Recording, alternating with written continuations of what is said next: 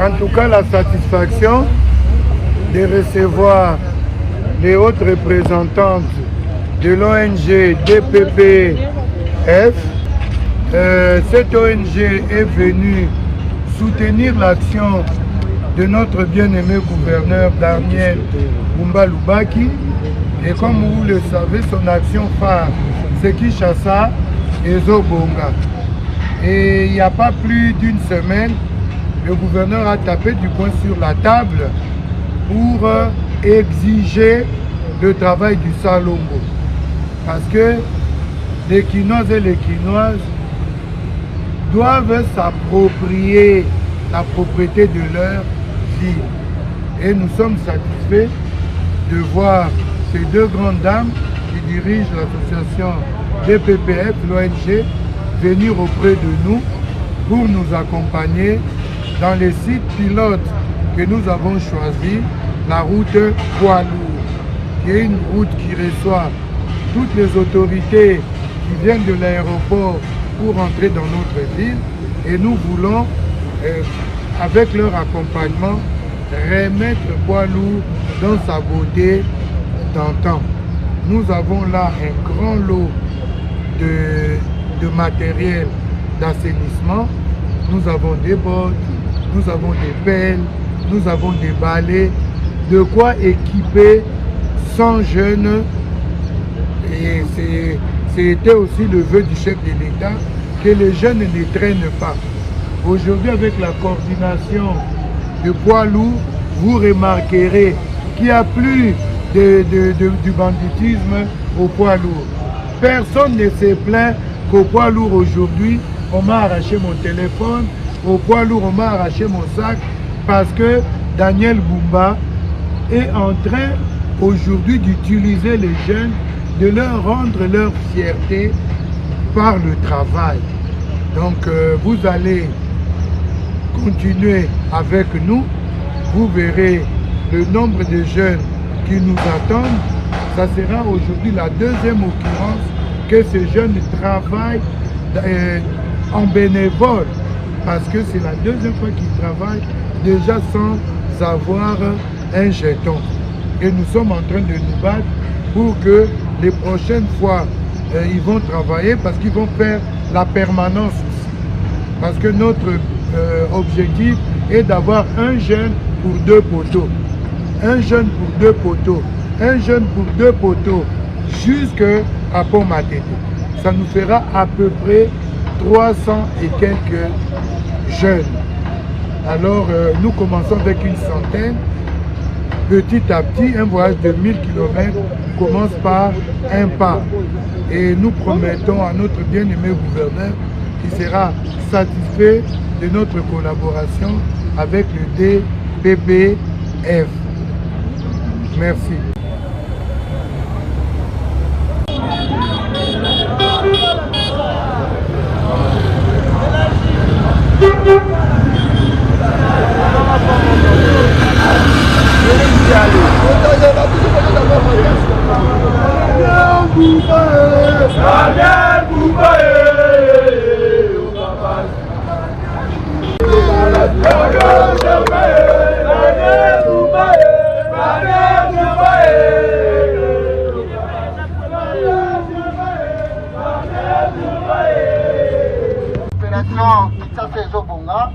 Gouverneur, ils sont chapeautés par le cordon provincial Kinshasa Zobonga Germain pour nous.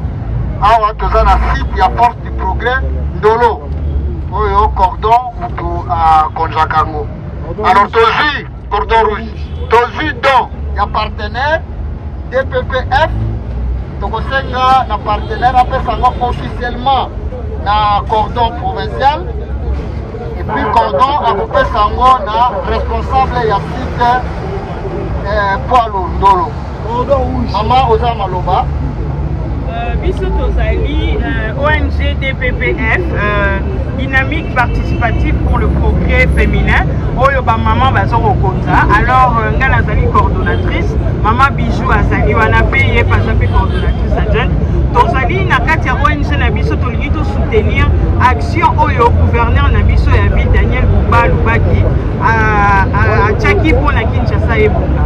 Alors biso na kati nango yango toye pour officiellement to remettre ba kit oyo toyokaki ke non bozo sala bisala maboko salité tout ça. Alors ONG du fait que toza ba maman biso ba maman nde to encadrer kabana toye pa na bino pona kopesa bino biloko oyo pour garder ngo jalousement pour permettre à ce que kete mutalo ba ona sukaki na misapi na kota ki sende na lokolo po bote ezali brosse ezali biloko wana nyonso to ezali obandaki kosala musala makolo ngulu mais lelo grâce ya DPPF toza lisu na raison te ya koloba tosalaki te tozangi matériel oyo ekoki déjà mpona 100 personnes bazala équipé soki tolakisi bokasi na biso mama mokonzi ya DPPF alakaki ke bakobakisela biso lisusu matériel bango bakomi bapartenaire na biso ya seko mpona place oyo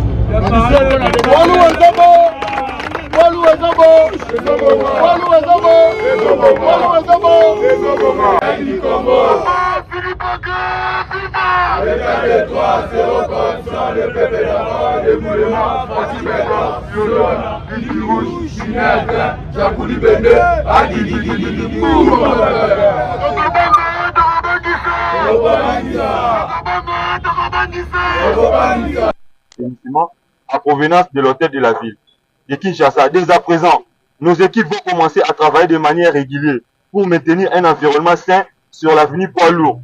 Nous connaîtrons les enjeux majeurs et les défis, mais nous sommes très confiants que nos équipes vont contribuer de manière spécifique pour redonner la vraie image sur l'avenue Poids-Lourd.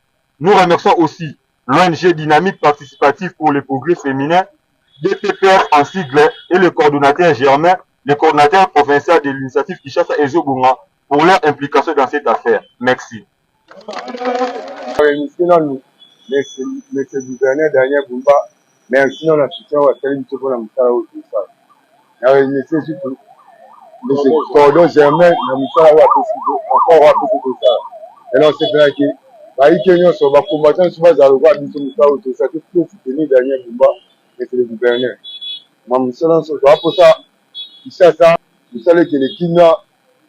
Président c'est la message de tout le Congolais bâti comme Moussala des autres Moussala des Kuluna pour soutenir le gouverneur Daniel Bumba la Moussala ou après tout merci Moussala ba o ba koyoka ke déjà problème déjà batambola ba commune o ba il faut que tout est béni déjà o revenu na comme ça ya commune ya biso dans la poilu to sécuriser mabelo makasi to kanga bati valeur to ça ka talongo Nina poilu tu me dis propre état c'est ça la bonne volonté et ça gouverneur pendant à tête pendant ma boue à soutenir sur ma campo devait aussi garder tout le ma boue to soutenir partout là qui met ça pendant ma case vraiment à promettre que biso ba matériel ko ya ko na ONG oyo avant que ça soit matériel les ça qui ko ya réalisation nous avons vraiment réussi des matériels parce que to bandaka ko travailler to ko tala ba terrasse na makolongulu aussi ba biloko na maboko mais lelo tozui ba gants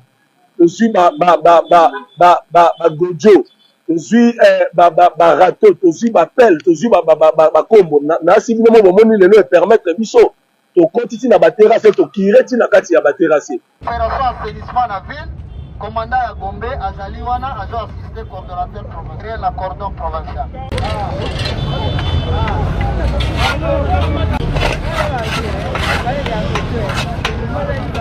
Tata, maman, elenge mwasi pe mobali. Fongola bato yoka sous instruction ya molingani na biso. Papa gouverneur Daniel Bumba alobi boye yoka kinoise nyoso pe kinois nyoso oyo tokokuta 10 mètres ya liboso ya esika na ye bosoto mbindo nkele l'État akokanga place na ye pe okofuta amende edi 003 ya 9 septembre 2013 esengi yonangai boye ozana lopangu ozali na boutique to pe magasin ozali na étalage ozali kosala na esika songolo to pe mpakala yoka bongisaka tango iso pe pe na ngonga inson 10 mètres ya devanture na yo et 10 mètres ya alentour ya esika na yo.